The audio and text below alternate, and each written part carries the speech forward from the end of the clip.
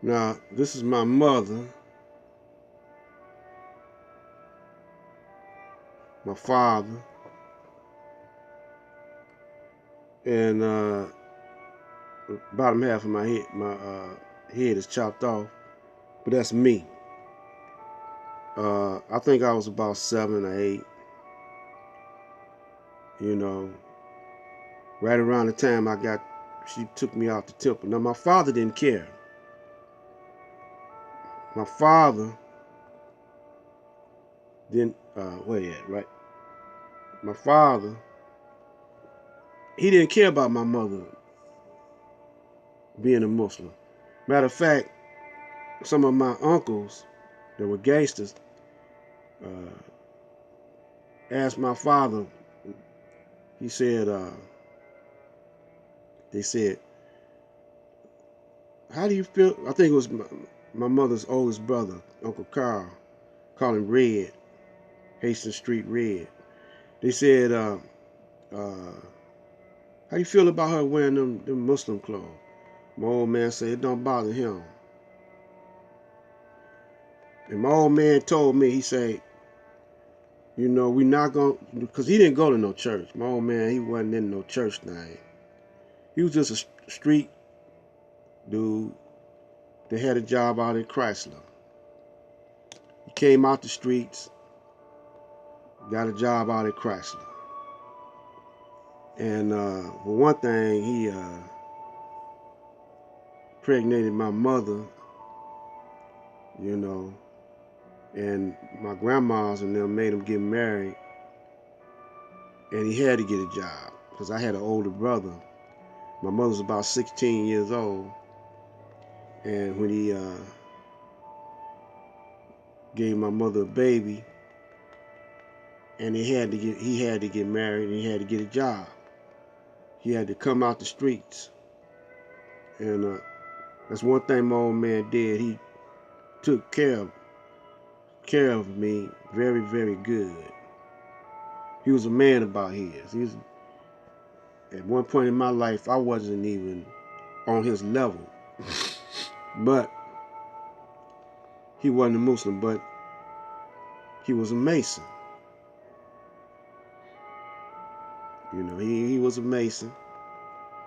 And he was trying to put, I remember him in the conversation with one of his boys. He was talking about, now I was about 6 then. No, I was about 7 or 8. Same, about right this age right here. Him and one of his boys was talking about Jesus being black with red eyes. And so his boy said, yeah, when he come back, he ain't gonna be playing. Red eye mean he mad as hell. You know. So they was talking about it for a minute. And they said, I remember him saying that he knew that Jesus was a black man. He just want to join up with the nation because he the type of guy that he don't like nobody telling him what to do. Nobody. Or telling him how to, you know. When he went to the army, they drafted him in the army. And he just didn't have enough knowledge of self knowing that this was back in the day. I don't know if this was the Korean, I think it was World War II. And so he went to the army along with my uncle that was in there for a while. Now my uncle showed me when the Vietnam War hit and they tried to drafted me. And my uncle told me how to beat it, how to get out of it. He told me how to speed up my heart rate and told me don't read at all. you know.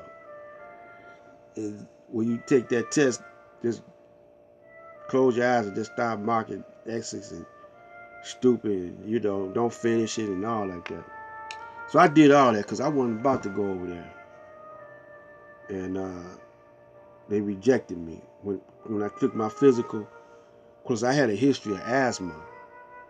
My whole family had a history of bronchial problems. That's how my brother died, with his enlarged heart, and his whole bronchial, his chest cavity was small. And they didn't have no cure for it, and he died in the receiving hospital. They call it the DMC now, but he died. When my brother died, I didn't want to go in the hospital because I had matter of fact, they told me I died once.